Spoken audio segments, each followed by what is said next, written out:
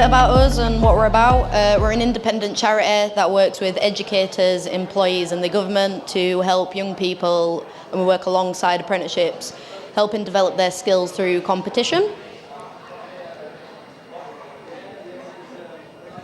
So at WorldSkills, our three main principles are innovate, develop and inspire young people through the use of competitions. So we'll move on and talk a bit about our journey so far.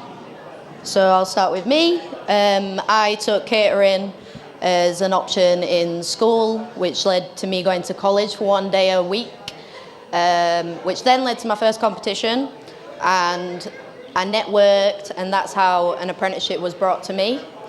I then did my apprenticeship, went on to further education, got all my qualifications, and then WorldSkills came about, and then I entered that and got stuck in. So my journey was a little bit different. So I'm an engineer by trade. I started my career straight after leaving school. So everyone wanted me to do sort of A-level route, and I didn't want to do that, so I did apprenticeships instead. So I did mechanical maintenance apprenticeship before sort of sidestepping into electronics. Today, after doing electronics, that's when I went on to enter a competition for WorldSkills in industrial electronics. And that was in 2018. Since then, I've progressed on to a degree apprenticeship and sort of sidestepped into more the training side of things now with my current employer.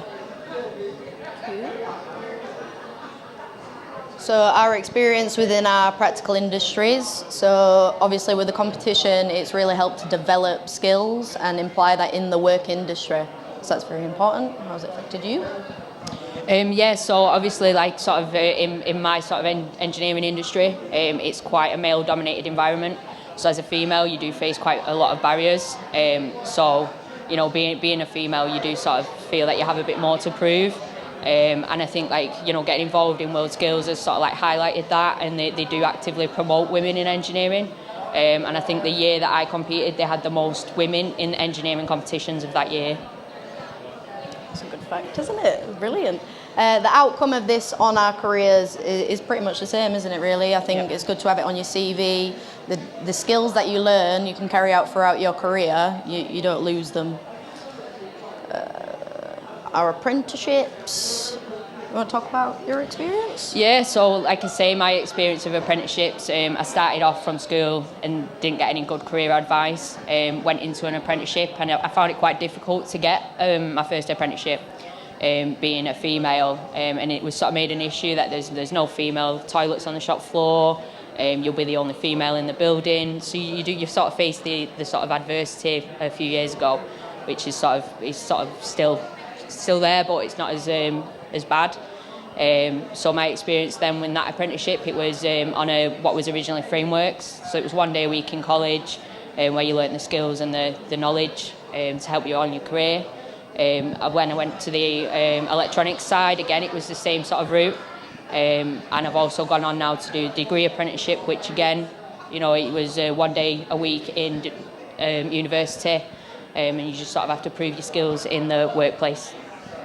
Yeah, the next point, you can't teach experience. So it's not a problem going into full-time education, but I think we both agree that apprenticeship is one of the best routes to take, because you get that experience of being in the work industry as well as getting the qualifications you need to progress in the career that you want to. How this has impacted my CV and probably your CV if you go down the apprenticeship route is, again, you have that work experience as well as the qualifications. If you go against someone with full-time educational and their qualifications, if you're an employer and you're looking at that, you're going to most likely give the chance to the person that has got the work experience, because it's going to be a lot easier to teach them in the environment of work. Anything to add?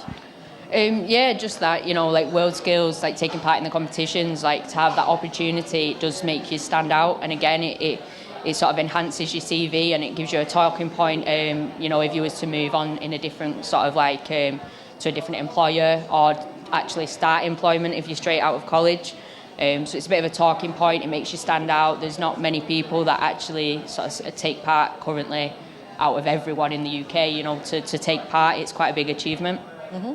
So, fact of the day, which I learned about a week ago, is that you spend 92,120 hours at work.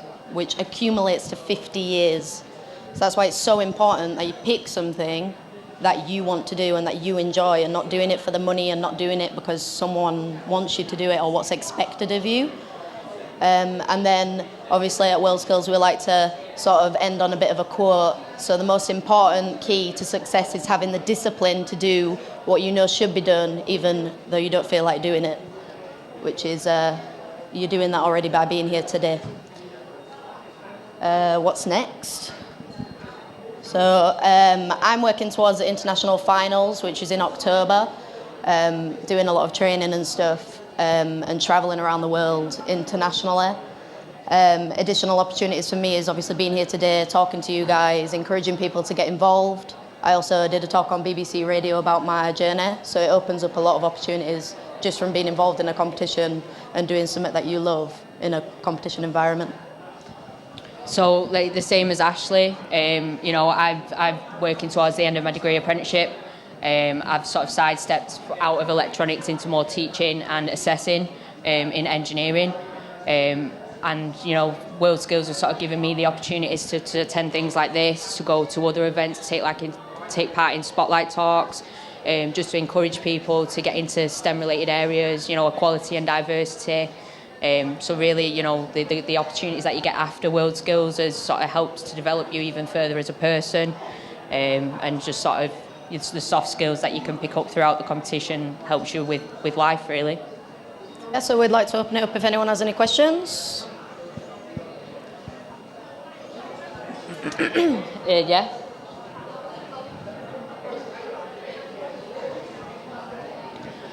So I found out through WorldSkills through my manager, and you know it sort of broached, you know, what about taking part in this, and sort of just went on through there, got the opportunity to take part, and you know I just think take every opportunity that you've got, and that's how I found out about WorldSkills. What about you, Ashley?